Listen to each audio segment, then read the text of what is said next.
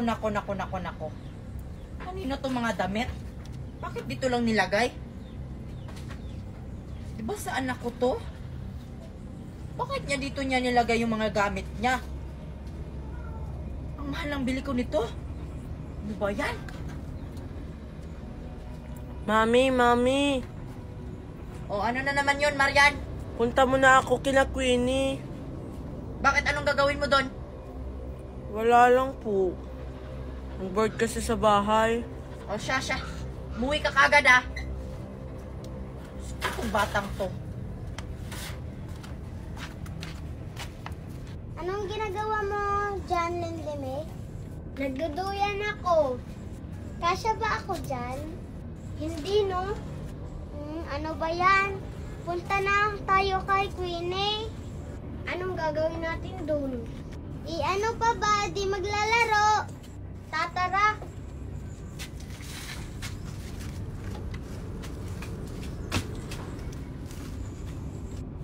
Ano ba yan? Ang tagal pa tumatapos tong bahay ko. Hindi pa kasi nagpadala yung afam ko. Ano ba yan? Magkikipag-chismis muna ako kay Maring Meret. Uy, Maring! Anong sa atin, Maring? May pera ka ba dyan? Alam mo naman yung kagawian natin. Ay, ano ka ba, Maring? Pasensya ka na. Wala pa akong pera ngayon. Yung asawa ko kasi hindi pa nagpadala. Ah, ganun ba? Pero Mari, nakita ko nung nakaraang araw, si Mads Chari pumunta sa bahay nyo. Tapos paglabas niya, may dala na siyang pera. Pinautang mo ba siya? Ay, ano ka ba, Maring? Hindi siya umutang sa akin. Ano lang yon? Ako yung umutang sa kanya. Binayaran ko na yung utang ko sa kanya. So may pera ka pa, Mare? Pautangin mo naman ako. Kailangan ko kasi ng pera ngayon. Pampaenroll sa anak ko. Alam mo naman, malapit na yung pasukan. Meron pa naman, Mare. Kaso, gagamitin ko kasi, Mari. Magpapa-enroll din ako sa anak ko. Sige na, Mare. Pautangin mo na ako. Kahit 1,000 lang. Wala na kasi akong malalapitan na mauutangan pa. Sige na nga, Mari. Papautangin na kita. Basta mamayang alas 7, pumunta ka kaagad sa bahay ko. Kunin mo yung pera, ha? Sige, Mari. Mauna na ako sa'yo. Salamat, Mare. Promise, babayaran rin kita kapag magpadala na yung afam ko. Sige, mauna na ako sa'yo. Diyos ko, tong batang to. Sayang tong mga damit niya, oh. Ano pa ba yung gagawin ko? Ay, magdidilig pa pala ako ng mga gulay ko dun sa likod.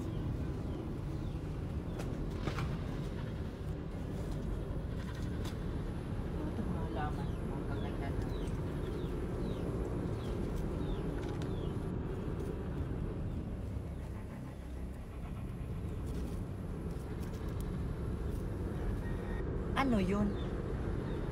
Parang may narinig akong pusa o aso. Aso nga.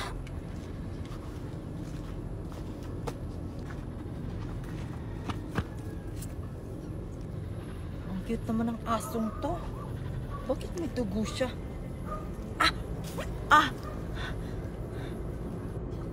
Aray. Ang klaseng aso yan. Wisit na aso yan. Nagkasugat tuloy ako. O Mare, napano ka? Parang may sugat ka sa kamay mo, ha? Wala to, Mare. Kagat lang to ng aso. May nakita kasi akong aso dun sa likod ng bahay ko, eh. Tapos kinagat ako. Sige, Mare, ha? Laki naman ang sugat niya. Ang ganda-ganda ko talaga. Oh, Mami, ano nangyari sa'yo? Bakit parang namumutla ka? Wala to, anak. Huwag mo kong alalahanin. Sige. Ano nangyari sa kamay mo? Ano yan? Nakagat lang ako ng aso, anak, doon sa likod ng bahay natin. Sige, babanlawan ko to. Sakit. Mami, nandito pala si Queenie at saka si Lindy at saka si Mickey nandun sa kwarto ko Siya. Huwag ka na bahala. Ano nangyari sa akin?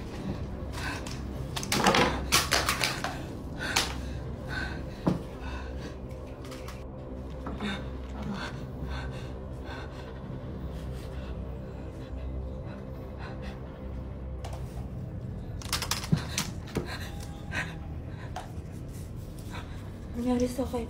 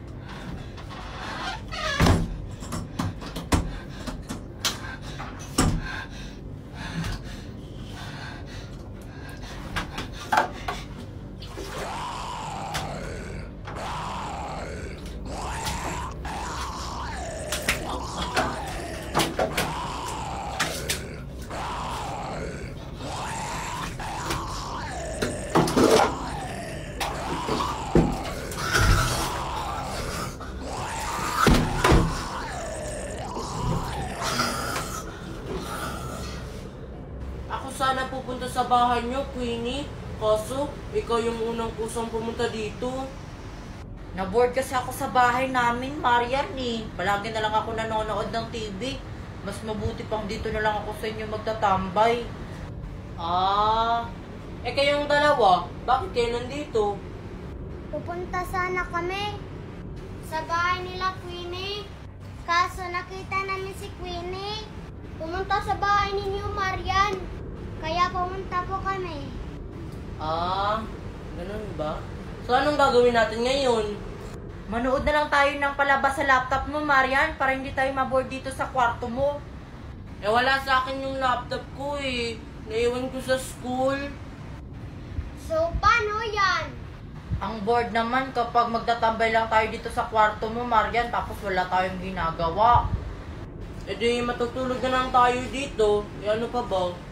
Matutulog na naman. Ako, kakakatulog ko lang dun sa bahay namin, tapos matutulog na naman. Bahala kayo kung anong gagawin nyo dito. Basta ako matutulog na lang ako. Naiihi ako. Hindi umihi ka dun. Samahan mo ko. Iihi lang si Lindy May, tapos magpapasama pa. Umihi ka na dun!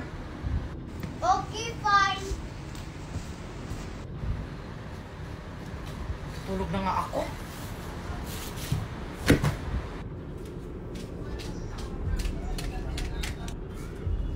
Ang dilim-dilim.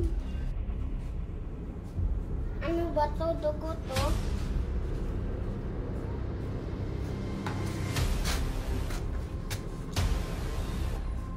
Hindi na lang ako mag-CR.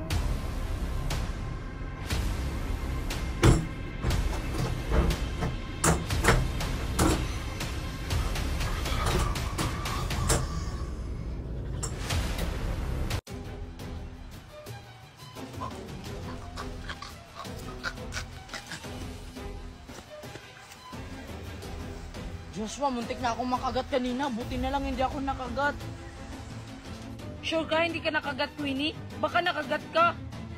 Hindi nga ako nakagat. Ano ka ba? Kahit tingnan mo pa yung mga kamay ko, hindi ako nakagat ng zombie. Patingin nga ako. Ay, wala nga. O, di ba wala? Tara na, baka maabutan tayo ng mga zombie. Baka nakasunod sila sa atin. Tara na.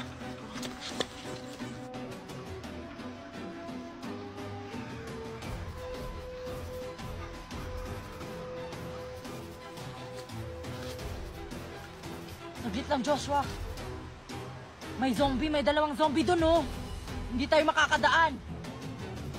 Oo nga. Anong gagawin natin, Queenie? Alam ko na. patayin natin yung dalawang zombie para makadaan tayo. Nahihibang ka na ba? Hindi ko kayang pumatay ng tao. Eh, hindi na yan sila mga tao. Zombie na yan. Hindi ka nakilala nila. Kumakain sila ng mga tao. Kaya, patayin natin sila. Pero tao pa rin sila. Kung tao sila, Joshua, bakit sila nangangagat? May point ka, Queenie. Oo nga, hindi na pala yan mga tao. Kaya tara na, patayin na natin sila. Kumuha ka ng sandata.